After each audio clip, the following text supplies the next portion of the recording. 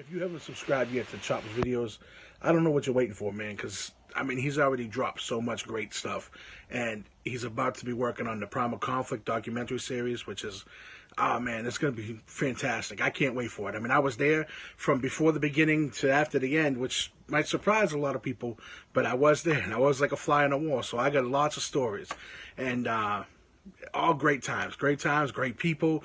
I can't wait to hear stories from guys like Jose Perez and Livewire, some guys I have the utmost respect for. Then you have stories about Astro Man. There'll be some stories in there about New Jack, Cronus, Balls, Sandman. I mean, all Kevin Charisma, Vertebraker, Tiger Khan. I mean, just so much good stuff. And if you were a fan at that time and you were going to these shows, you remember this stuff. And I don't think there has been an indie promotion since then that had that loyal fan base that Primal had. I mean, I was at the shows and I would go out and watch the matches with the crowd just because I wanted. I mean, how could you not want to see Jamie Payne and Nemesis? Oh my God, talk about hardcore. I mean, and then you see some new guys come on the scene like Scarecrow and Cue Ball, who I thought had tremendous the new gimmicks. Just okay, these guys are awesome. So, man, I can't wait. And if you were a fan back then, or if you were a fan of like anything of ECW, if you're not familiar with the local scene, subscribe to Chops Videos and you gotta check out this documentary series. It was good times and it's gonna be good stories.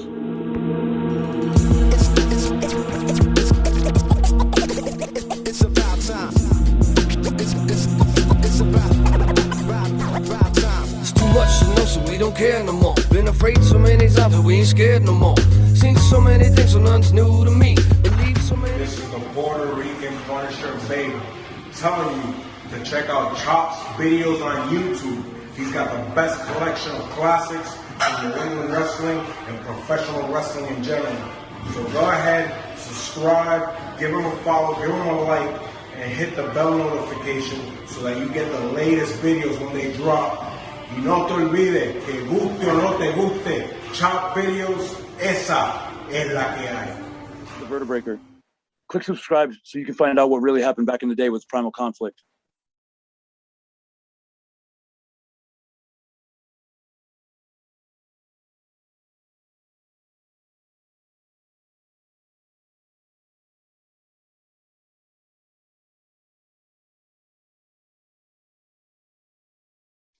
This is the man they call Vega, and you can stay back, relax, and listen on to some of my career in professional wrestling. And remember to subscribe to Chops Videos on YouTube. Hit the bell notification so that you don't miss other interviews. Y guste o no te guste, esa es la que hay.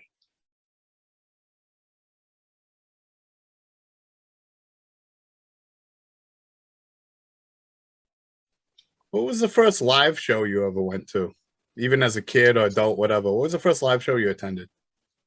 The first live show I attended was in Puerto Rico. And it was one of those baseball stadium shows in Bayamon, the Louisville Stadium. I know earlier we were shooting wrestling, and you mentioned you're a big Bruiser Brody fan. Unfortunately, that was the stadium where he had his incident and he lost his life. That was the first place I went to watch wrestling, that stadium. What was the first one here in the States? Well, here in the first one in the States was back at the old Spectrum, the Philadelphia Spectrum, and it was actually a pay-per-view. It was SummerSlam, the one with Hogan and Earthquake. It was like a double main event. SummerSlam. I don't recall which one was it, but I know it had Hogan and Earthquake, and I think the cage match with Ultimate Warrior and Ravishing Rick Rude, if I'm not mistaken. That was my first WWF show there. No kidding. What was your first independent show you ever went to? Was that when you went to train, or did you go to one before that? Actually, independent show around in the Philly area as well. there was this promotion I went to, and it was a show at a park, in a park, you know, a festival in a park. And I remember that one because Captain Lou was in it, you know, and the other guys I don't remember, but that was my first show that it was wrestling, but I ain't know anybody else but Captain Lou. And they could have been big stars. You just don't know it being in that area. You know what? Actually, I'll take that back. I think Tom Brandi was at that show. So Tom Brandi and Captain Lou were the only guys that I knew on that show.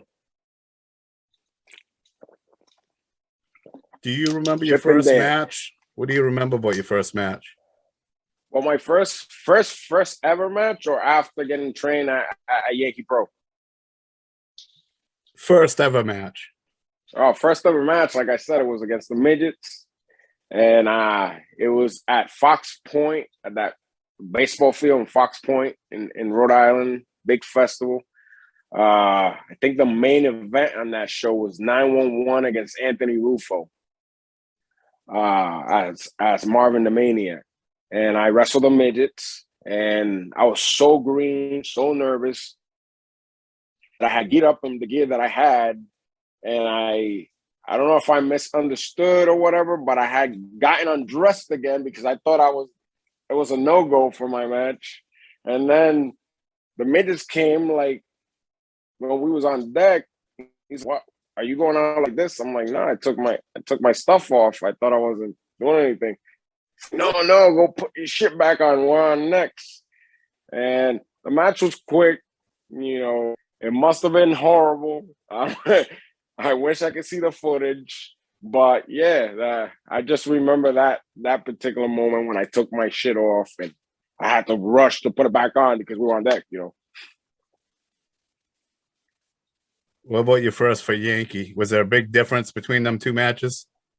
Oh yeah, day and night. Even when I came back after probably 8 or 9 months of training Yankee, NEWA had a little hiatus where they didn't run shows anymore for a little bit, and then they came back and started running shows at the Barton Street Community Center. I don't know if you remember that place. It had like a big beam in the center of the roof that you had to duck under to hit the ropes if we were in the high ring.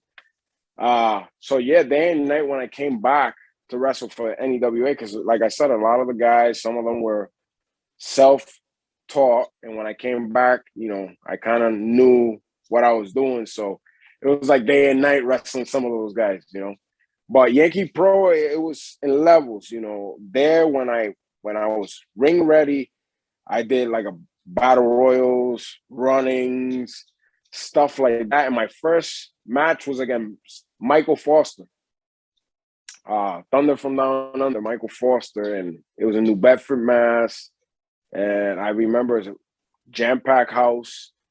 And I, you know, if I had to go back and judge myself, I guess I did all right. You know, it must have been okay.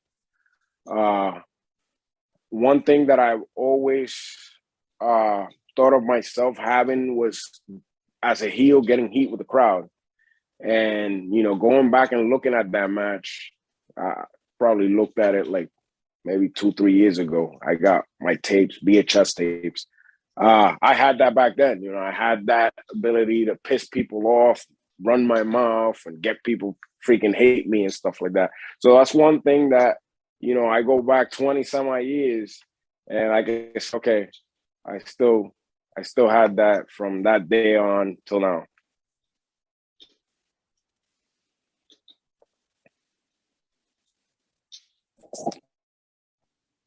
Sorry, that was me. I didn't hit the space bar. This is the route you've taken so far, right? You can hear me now, right? Yeah, all right. All right. That was me. I didn't hit the button. Yeah, I can hear you now. That was the route you've taken so far. In. You started at NEWA, you went to Yankee Pro and back to NEWA. This is pretty much all you've worked so far for the most part. Yeah, for the most part, you know, once I got training at Yankee Pro, I started obviously working a lot more shows. I was coming back to NEWA and doing, you know, Rocco's shows. And then when I came back, I started getting put with the guys that were decent. I came back and I worked guys like Charisma, Jose Perez, pretty boy. You know, I was put on those roles that I wasn't ready for when I was just lingering around being a bodyguard, you know.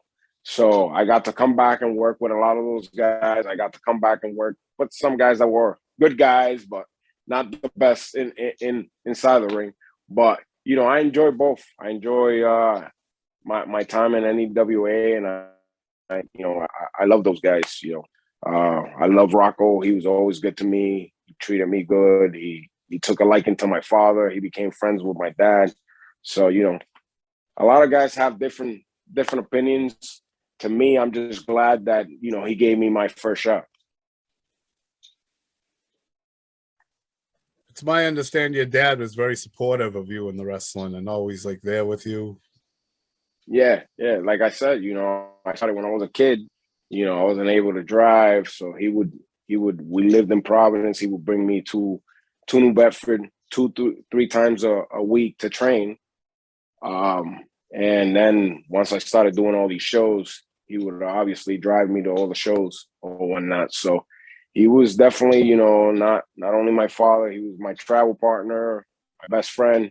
You know, he's one of the guys that kept me going in the last few years, you know, because there was a time that I kind of lost passion for wrestling, and you know, he kept me going.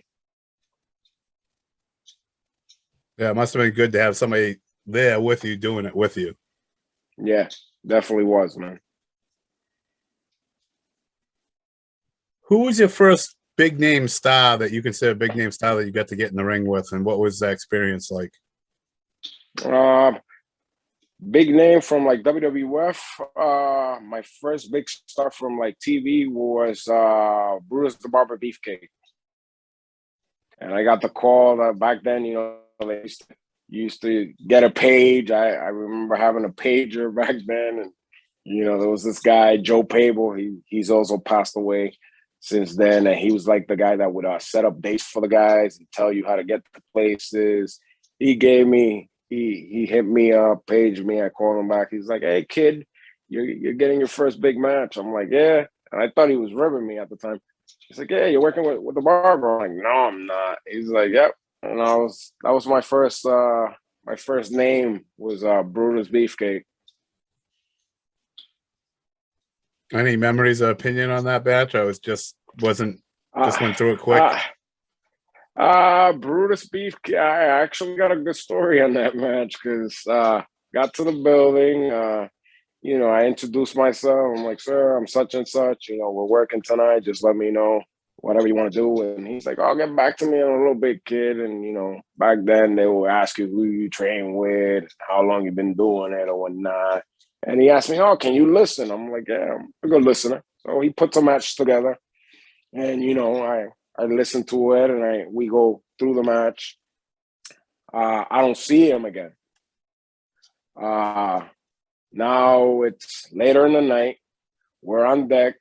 He comes back to me. He's like, "You got that match we called?" I'm like, "Yeah, I got it. You know, I'm good." So we go in the ring and we lock up, and he, I don't know what he was doing, but he forgot the whole opening spot of the match. And I ended up calling back, you know, majority of that whole beginning of the match, including his shine, back to him. And, you know, he was happy at the end, and, you know, things happen. You know, I'm not going to get into details what may have happened from the time that we got together and called the match, and then him getting in the ring and forgetting everything.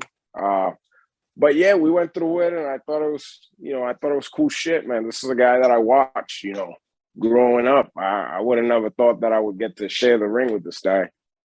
To me, it was cool, you know.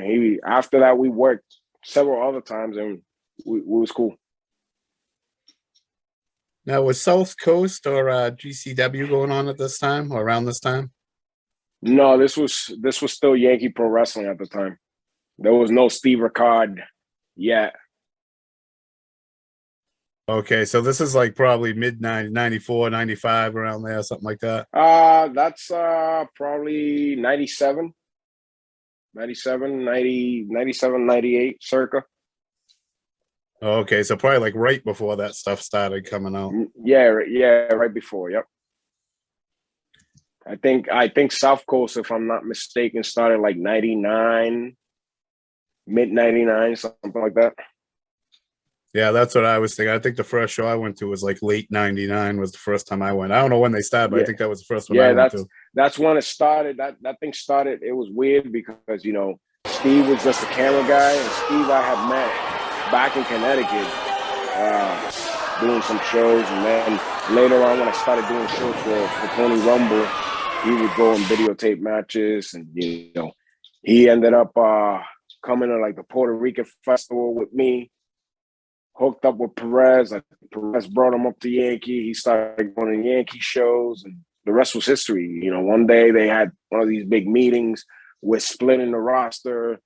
You know, one roster is gonna go with Bobby Cruz that was booking Yankee Pro, and the other roster is gonna go with Steve. We're starting this new project, and at the time I was working both. Me and Reverend Redemption were the Yankee Pro Tag Team Champions. So we were doing Yankee, and doing South Coast was supposed to be the B team.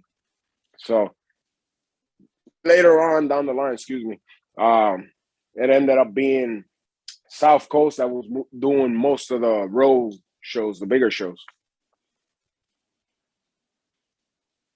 So where did you go from there? Like you mentioned Rumbles. When did you go to Rumble?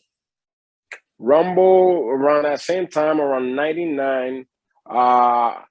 NEWA was kind of lingering down, and Wolverine and Alfredo started a group, the Rhode Island Wrestling Alliance, and they did some shows that drew pretty big crowds. I remember they did I think Burville High School, and they drew over close to 1,000 people. They had Jake the Snake Roberts on that card, and I worked that show, and then, you know, they brought me back to work with Ray Roy. Ray Roy was the champion for NEWA as Pierre the Mountie. And me and him did the main event in Cumberland High School. I think they ran a show. Again, another big house. For that show, the special guest referee was Scott Dickinson. And Scott was, you know, working WCW at the time, and he was also helping book NWA New England. So he refereed that match, and after the match, he's like, "Kid, you're pretty good. You know, would you be interested in coming and doing some work for us?" And I'm like, "Sure." He gave me all his contact, told me to call him. I gave him a call. He hooked me up with other tapings over at Good Times, and I started going to Good Times and working for Rumble. And you know, at that time, I'm sure you know that it was difficult going to different places because promoters would tell you, if you work for that guy, you can't work for me. And I was already getting that from Joe Eugenio, from still going over and being loyal to NEWA and doing their shows, you know, here and there. So now I added another guy to the list. Now I'm going to NWA New England, and I'm doing his tapings or whatever. And Joe wasn't too happy about that, you know, especially because in the beginning you had to go there and come in second a lot. You know, you go to these tapings, and whether it was a 50-50 match or a squash match or whatever, you would come in second into they had something for you. And I did that a lot in the beginning. So, you know, and it was actually, I'll share this here, I've said it other places. It was Tony Rumble that gave me the name Don Vega. You know, a lot of people don't know this. But when I was working at NEWA and I was working for Yankee Pro, I was just a Punisher. When I started doing those tapings over at Good Times, after a little while, I got to one of the tapings and Scott said, "Hey, Tony wants to have a conversation with you." I thought I was in trouble. He's like, "Come over, kid, let me talk to you." And you know, he said, "You're bilingual. I want a Spanish guy that I can start doing some stuff with, but you need to have a real name. The Punisher thing is too cartoonish. So you can keep it as a nickname, but I got a name for you. You kind of look like D'Lo Brown and a mix of D'Lo Brown and Savio Vega. How about we call you Don the Punisher Vega?" And at the time, I was just glad to be there. I'm like, "Tony, whatever you need, I'll roll with it." And since then, I just kept the name. I took it from there, started using it in Yankee Pro, and the rest is history. Tony passed away. I never got that push I was gonna get, and I continue on with the name in Yankee and other places. No kidding. And it was NWA New England then? It wasn't CWA at that point, right? It was NWA No, at New that England. point at that point it had turned into NWA New England. What was anything on Tony Rumble? Like memories? Would that be it, or do you have anything else on Tony Rumble? I'm always interested in hearing about Tony Rumble. The slight interactions I had with him, he seemed like a pretty likable guy. You know, he was cool to the people. I could see that he was a cool guy to all the boys. And the interaction that I had with him at that time was, you know, he was really cool about everything and make me feel like, you know, like welcome, you know. Other than that, like I said, you know, I didn't really get to work with him developing the idea that he might have had with me or whatever, because, you know, unfortunately he passed away. Yeah, sad we lost him. Mm-hmm. What would be your favorite venue or a few of your favorite venues to work over the years? Over the years, definitely in the New England area, PAL. It's one of those buildings that was made for pro wrestling, you know, especially back then when only the local boys and whatever we had going would fill that place up. You know, nowadays you need to bring names and still don't get the amount of people that we used to get back then. You know, so definitely PAL. Another place that Joe went to back then was the Bank Street Armory, when he actually did those shows with the 2 and even 3 rings at one point. Those were cool. That was another cool venue because I've been there for ECW in the past, and it was cool to go and work there. You know, definitely another cool place, you know, going back to finally getting my opportunity to go to Puerto Rico, working, you know, the Coliseums over there, especially the one I didn't get to work the stadium because at this time they were doing shows at the Coliseum more. So I got to work the Coliseum in Bayamon, and other big stadiums around in different areas over there. So that was a cool deal too. Who'd you get to work down there? Anybody we might know? Down there, I worked with Spectro from Mexico. He was up there in one of the tours. This guy that we're building on, Mr. Big. Another guy that worked with TNA for a short sting. I forgot what they called him. I think Murphy or something. He was on a tag team. He used to do Judas. Michael Judas was his name in Puerto Rico. He used to do like a priest gimmick, like a demonic priest. But he worked for TNA for a while. Other guys that were there, you know, obviously working with me in those tours at the time was guys like Apollo, Ricky Banderas became, you know, Judas Macias, and, you know, now Mil Muertes. The Canadians were up there, Petey Williams, Robert Roode. I mean, ton of guys, you know, that were up there at the time.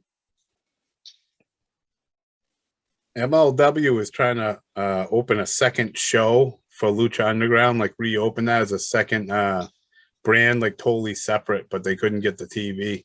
The stations wouldn't give them TV for it. Oh, because what I forget his name, the dude, what they call him over there in Lucha Underground, the Spanish guy. He's in MLW now too, right? Yeah, the head guy. They've been man? running an angle for a while where he was going to try to take over and all that. Well, they were going to open a whole separate league with their own roster of wrestlers and everything. And they have their own show and everything. Underground, man.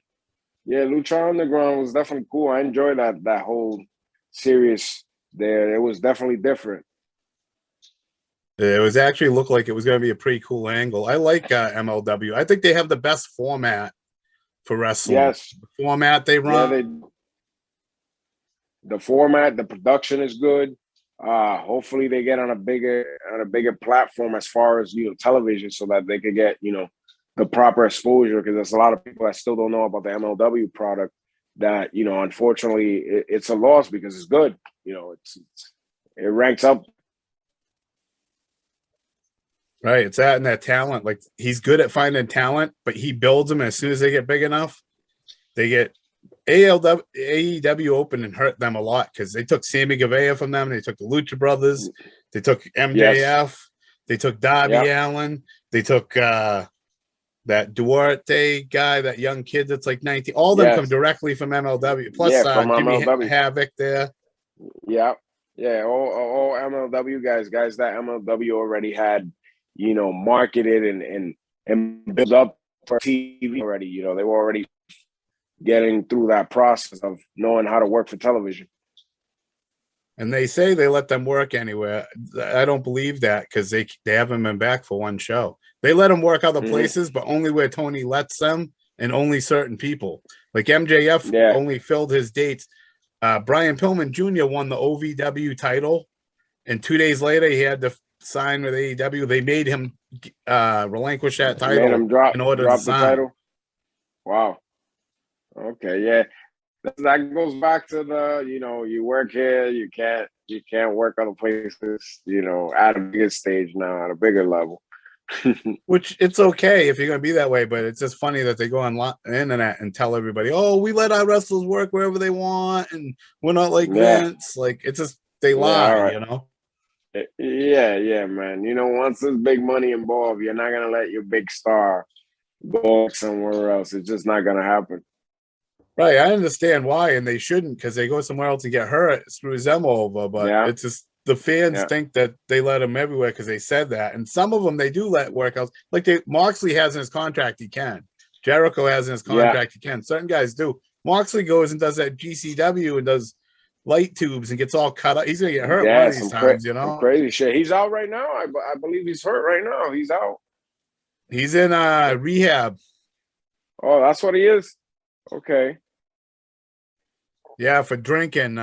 He come out and he told everybody the truth, the Tony and everybody. He's going into rehab because he was drinking too much. Well, that's the best way, that saves you all this. Oh, he lied about the whole thing. Oh, yeah, here comes the truth. That's a good thing for him. Right. He just come out honestly and said, nope, I'm going down the wrong path. I got to put myself in. But he's got a newborn kid at home and stuff. I'm sure his wife was like, you got to straighten your ass out. Yeah, exactly, man. All right. Who was your favorite bookers and promoters to work for around, anywhere in your career? Okay, so New England, definitely Joe, just because, he has so many shows in the area. I mean, I believe one of the years we did over 100 shows for an indie promotion run, over 100 shows now. It's not going to happen, in my opinion. What used to happen before, big telemarket shows where you go to schools or hockey arenas, you have 2,000, you have 1,500 people, jam-packed. Now jam-packed, you go to the W Hall and you got 150 people and they put on the internet, sold out. We were sold out yesterday, so it's definitely day and night when it comes to that. Eugenio was a favorite of mine. Ricard.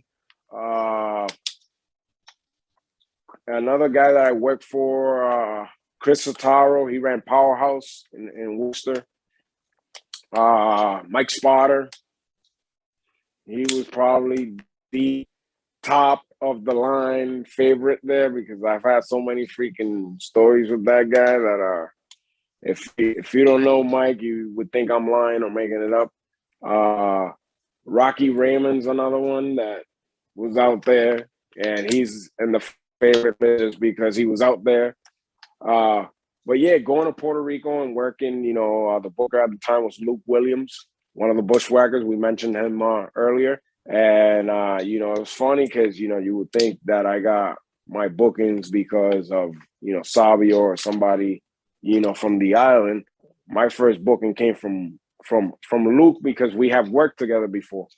We have worked together several times for Eugenio back then when him and him and Bush was doing the rounds, and it was either me and Reverend Redemption working against them. Me and Dr. Heresy worked them before. So, you know, we had all those matches, and it came down to trying to get booked. He knew who I was, and it just worked out for me.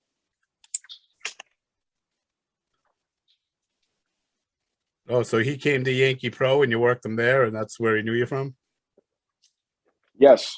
Yeah, they were doing the rounds, and Joe used to use both of them a lot. You know, like I said, me and Red Redemption tagged up and worked them several times. And then down the line towards the end, when they were doing like the new school uniforms after their last run, you know, they had the little kangaroo thing in there. They had changed their gear. Myself and Dr. Heresy worked them. So we already had interactions, and you know, he knew who I was. You've worked a lot of tag teams and had a lot of tag team partners for long lengths of time.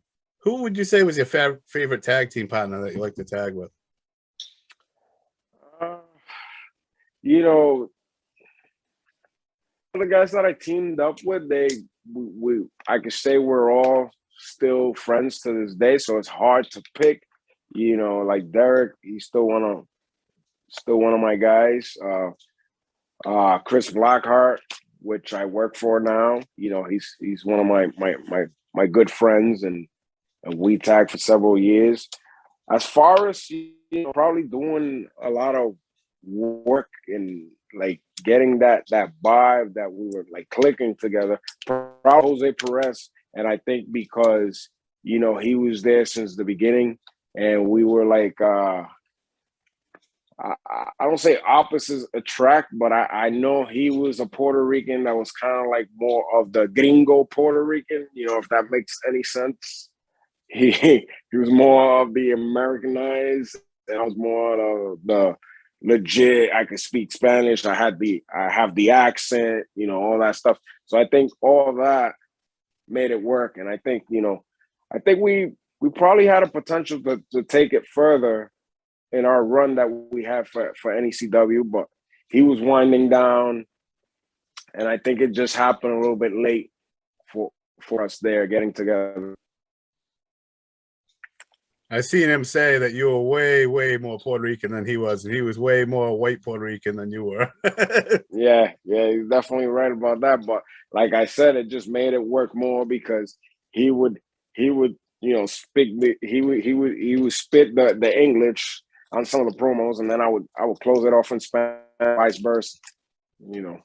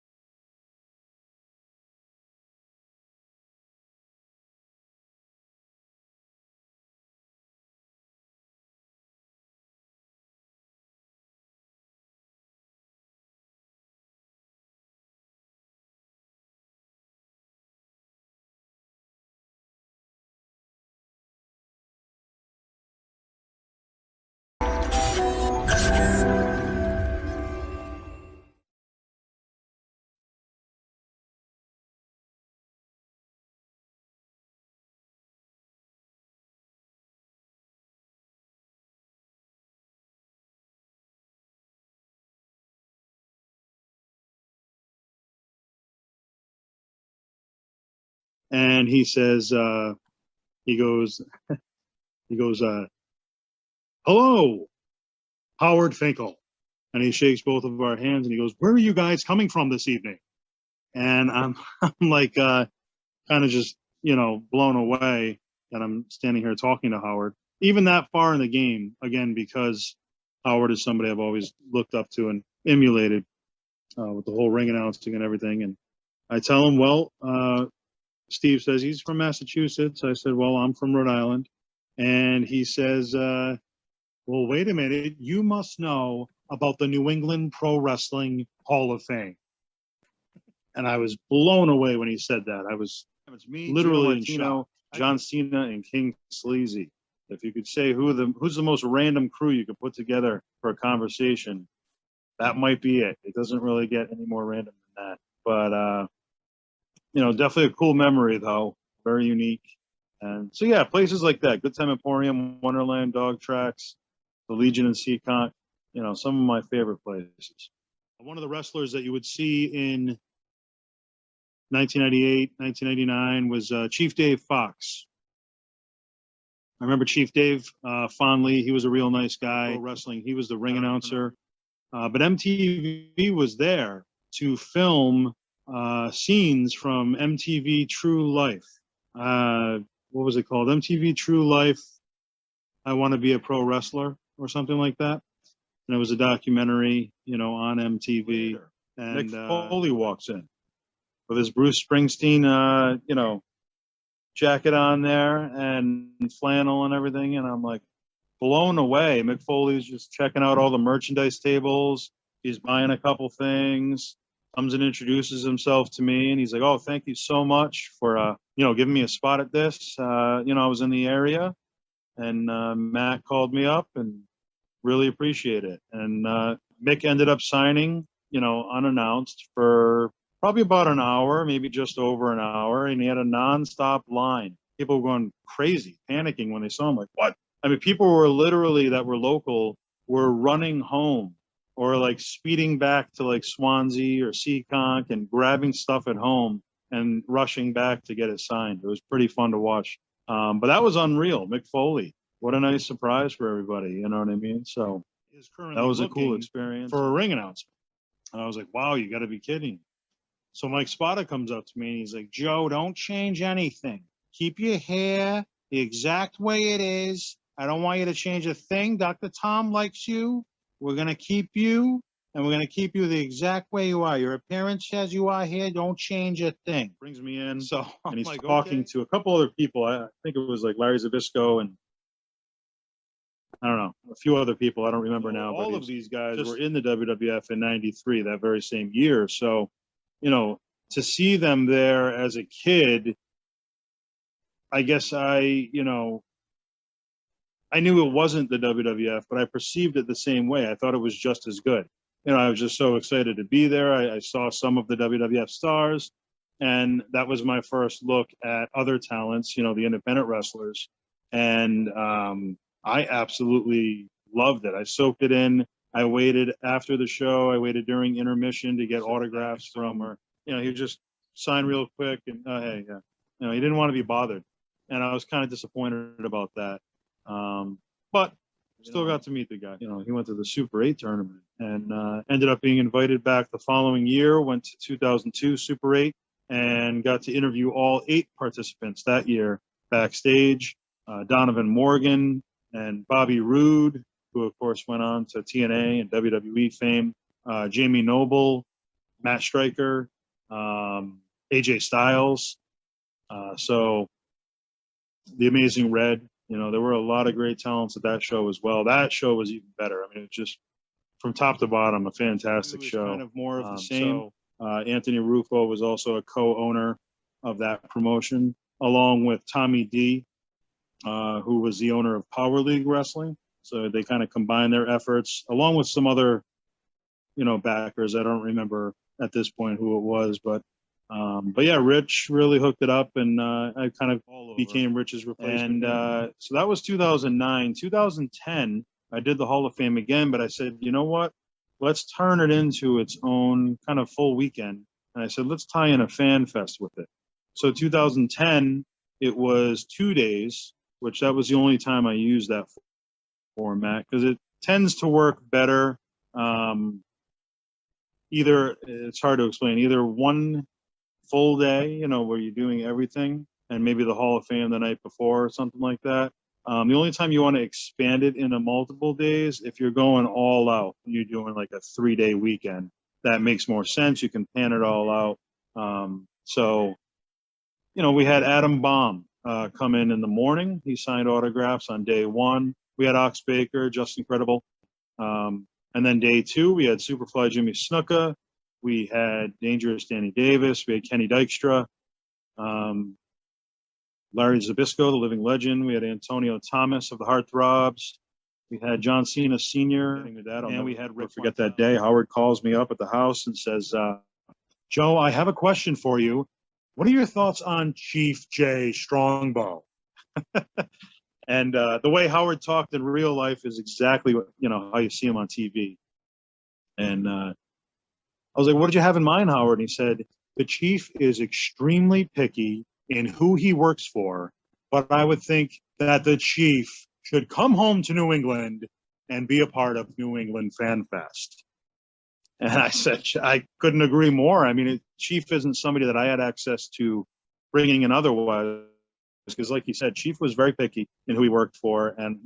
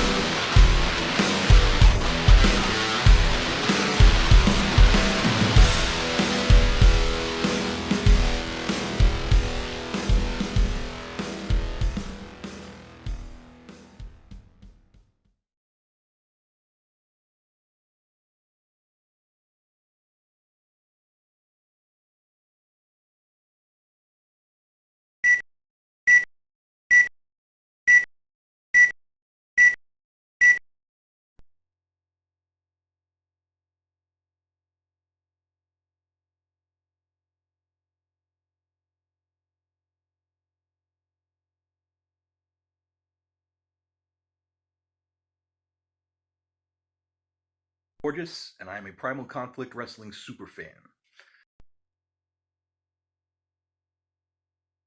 I mean, how could you not want to see Jamie Payne and Nemesis? Oh my God. Have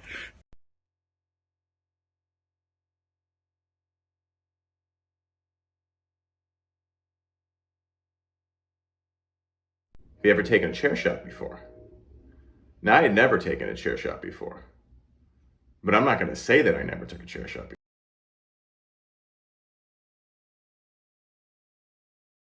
Hello, wrestling fans, and welcome to Primal Conflict Television. My name is Studley Steve Stein.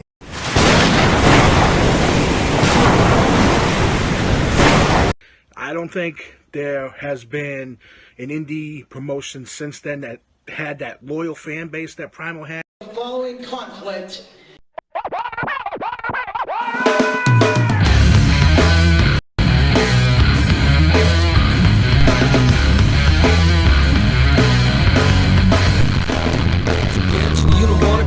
Like I need you around, you be sticking me up, and I don't wanna be stuck without a moment to spare. It's like I'm already there when you need me, and right here, I'm ready to go. Kinda like it be match, I think it might be the passion. Got me ready to fight, I got it right on my gut. Just another distraction, try to make a reaction. Got me down on my sight, and so I'm kicking them shut. You be all on my way when I got something to say, and you ain't got the same knock marks in your veins. And I will do it again, but I won't go it alone. Cause it be living like a hurricane, you leaving your home. And I be giving it up, and I ain't making the time when you be having these delusions in your mind. We be cutting you off, but you ain't helping yourself. And I'm just thinking about the people you got living in hell. It's the same damn color I bleed. They nothing more to you than the rest to me. It's the same damn color I bleed.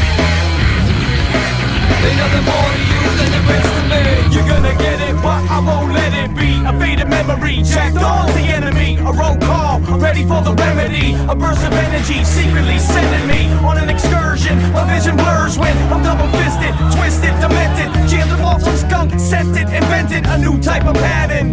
Then I add in a dose. I keep my eyes open like ghosts for most. It's an alternative escape, no strings attached, avoid the red tape and the blue lights. I'm up with the kites coming down. The sound of a lighter strikes, I see it glowing in my direction. Walls for the cause like now, resurrection took place, and I fell with my people like a living in hell.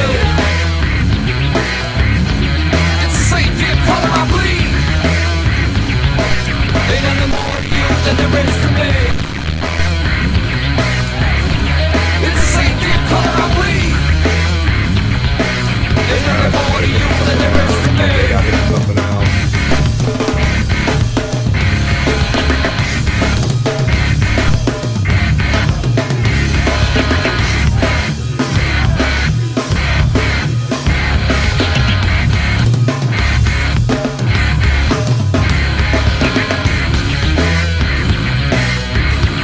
It's the same damn color I bleed.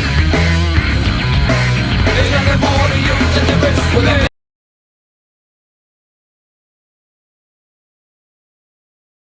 You know, on the one hand, they were so cool to a fan that, you know, they didn't have to be, and they were. But at the same time, it was just that, you know, we don't give a shit attitude. We just don't, you know, we do what we want when we want. And that, you know, to me, that was just the coolest thing.